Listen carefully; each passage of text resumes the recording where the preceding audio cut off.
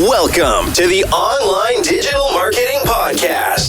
We'll be discussing marketing strategies, trends, and tips that will help your business succeed in the digital age. Every episode, we'll be interviewing industry professionals and providing valuable insights on how to leverage digital tools for maximum engagement and ROI. Don't forget to subscribe so you can stay up to date on the latest trends in online marketing.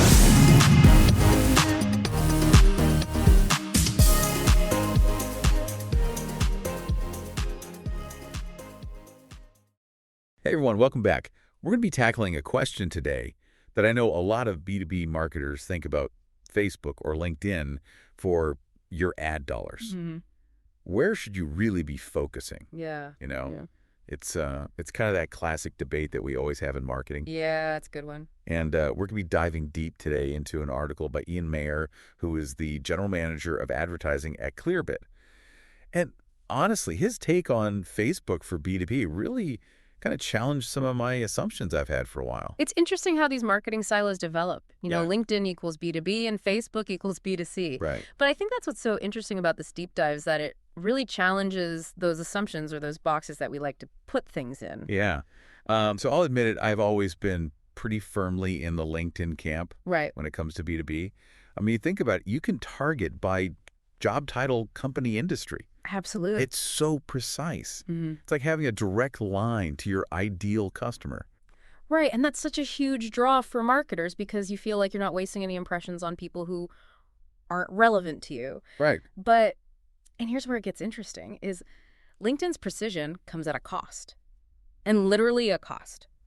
So while you have that laser focus, you're working with a much smaller pool of users. LinkedIn has about 310 million users compared to Facebook's 2.797 billion. Wow.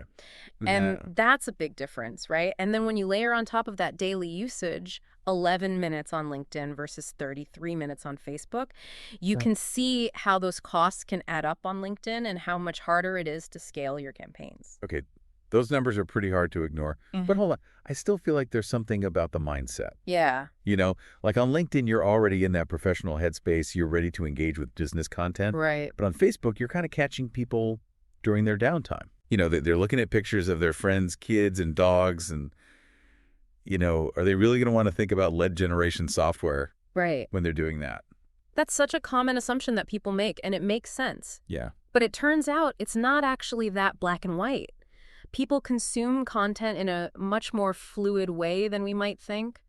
Just because someone's scrolling through Facebook doesn't mean they're suddenly immune to industry-relevant content. Right. In fact, Mayer himself actually talks about how he used to be a LinkedIn purist. He swore by it. Okay. But then he ran a Facebook campaign test at his previous company, and the results completely blew his mind. Hold up. Now, this is where it gets juicy. Mm-hmm. Tell me more about this Facebook experiment. What happened? Well, he went in expecting LinkedIn to outperform Facebook, just like you might expect. Right. But the Facebook campaign actually blew the LinkedIn one out of the water in terms of reach and engagement. And this was for a B2B company selling a very niche product. So it really just completely changed his perspective on the potential of Facebook for B2B. And it really illustrates a key point we'll keep coming back to. You have to test and challenge those assumptions. Yes. Because sometimes the results can be completely unexpected. I love that. Okay, so let's say you're a B2B marketer. You're hearing this, you're thinking, okay, maybe Facebook is worth a shot. Yeah. What are some of the biggest challenges that they're going to face going into this? I'm guessing targeting has got to be a big one. Absolutely. How do you get that same level of precision on Facebook when you're dealing with a much broader audience? Yeah, you're absolutely right. That's the thing that trips up most B2B marketers on Facebook is that the targeting just doesn't feel as precise as LinkedIn. But Mayer lays out some really smart strategies for getting around that. His first piece of advice is patience. You're not going to nail it on the first try. He recommends starting small, maybe with a budget of $5,000 to $10,000 and scaling gradually, no more than a 10 to 20% increase per week. This allows you to really test different audiences and add creative without blowing your budget. So it's all about that testing and refinement. Mm-hmm. No magic bullet. Yeah. Just good old-fashioned data-driven marketing. Exactly. And this is where the idea of refining broad targeting comes in. Okay. Which sounds counterintuitive. Yeah. But hear me out. Instead of trying to perfectly define your target audience right off the bat, you actually start with a broader net. Okay. And then here's the key. You use something called conversion signals to train Facebook's algorithm. You're essentially saying, hey, Facebook, this is the kind of person who actually converts for us. Okay. Yeah. I'm intrigued. How do those conversion signals actually work? Are we talking about tracking specific actions on your website? Or Exactly. So let's say someone downloads a white paper or requests a demo or fills out a contact form. Right. Those are all strong signals that this person is a qualified lead. You tell Facebook this is a conversion, and the algorithm starts to learn, okay, these are the characteristics of people who are likely to take valuable actions.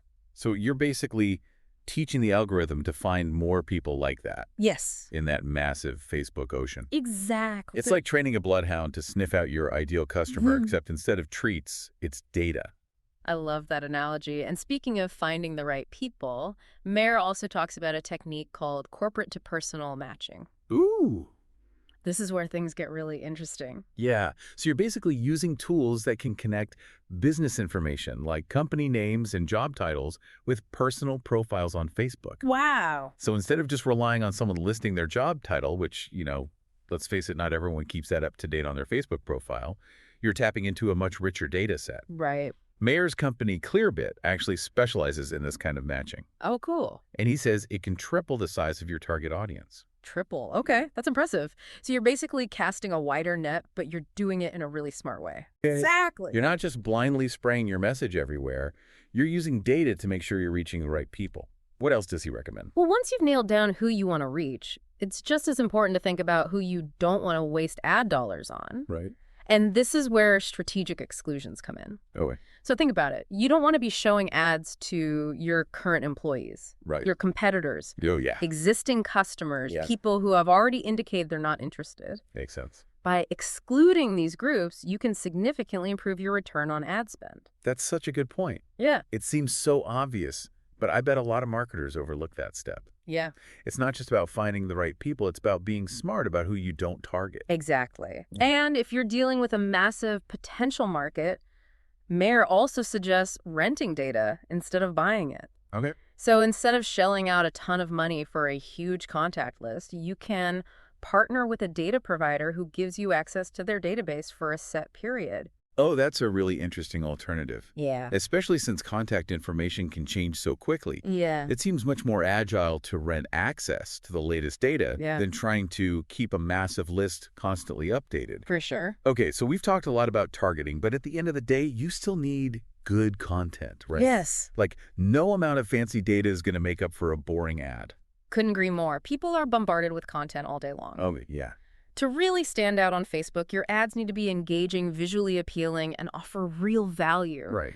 Mayer actually calls content the highest ROI investment you can make. Hmm. He recommends focusing on things like customer testimonials, which can really boost credibility, and really thinking about what will resonate with your target audience. Right, because even if you reach the right people, if your message doesn't grab their attention, it's all for nothing. Totally. So we're talking about a combination of smart targeting, data-driven optimization, and compelling content. Sounds like a recipe for B2B marketing success, no matter what platform you're using. Absolutely. And it all comes back to understanding your audience, being willing to test different approaches, and letting the data guide your decisions. Right.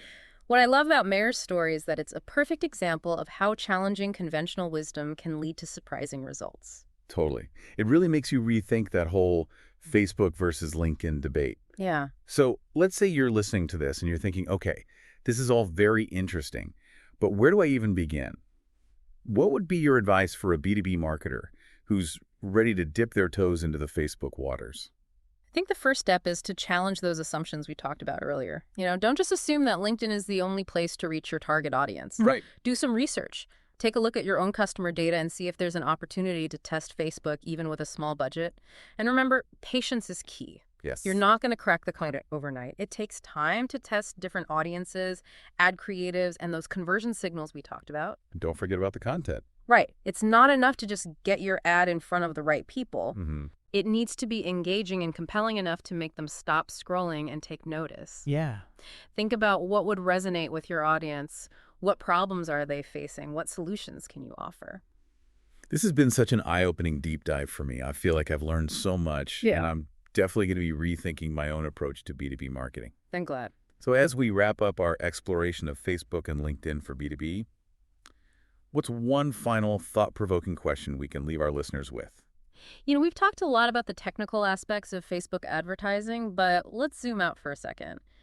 If you were to launch a Facebook B2B campaign, what are some of the less obvious metrics you'd want to track to measure success? Okay. And I'm talking beyond just the number of leads generated. Ooh, that's a good one. Yeah. What comes to mind for you? Well, think about metrics that indicate real engagement and long-term value. Are people sharing your content? All right. Are they signing up for your email list? Are they visiting your website and exploring your products or services? Right. It's about looking beyond the immediate transaction and seeing if you're actually building those meaningful relationships that could lead to loyal customers down the line. Exactly. And that's a principle that applies to both Facebook and LinkedIn, or any other marketing channel for that matter. It's so easy to get caught up in those vanity metrics. Like, Yeah. oh, look at all these leads. Totally. But you're right.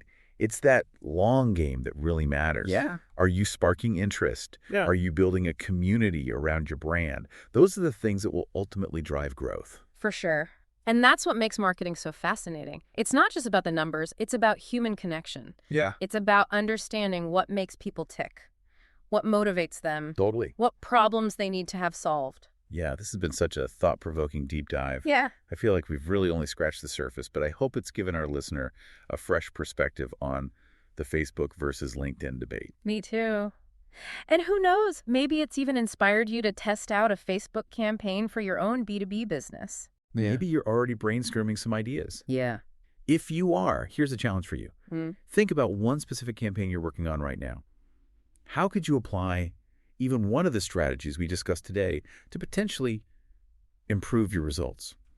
Could you refine your targeting, test out some new ad creative, experiment with corporate to personal matching? The possibilities are endless. Right. And remember, the best marketing strategies are the ones that are constantly evolving, adapting, and challenging the status quo. So stay curious, stay data-driven, and never be afraid to experiment. Who knows? You might just surprise yourself with what you discover. That's a great note to end on. Thanks for joining us for this deep dive, everyone. Until next time. Ready to take your online business to the next level? Subscribe to our digital marketing podcast and then join our Accountability for Success Mastermind. With expert advice from industry leaders, you'll gain knowledge and insights that will help you succeed in today's digital marketing world. From social media strategies to search engine optimization, we have all the tools you need. Learn from successful entrepreneurs and take control of your online success. Join the Accountability for Success Mastermind now at bit.ly/AFSM podcast.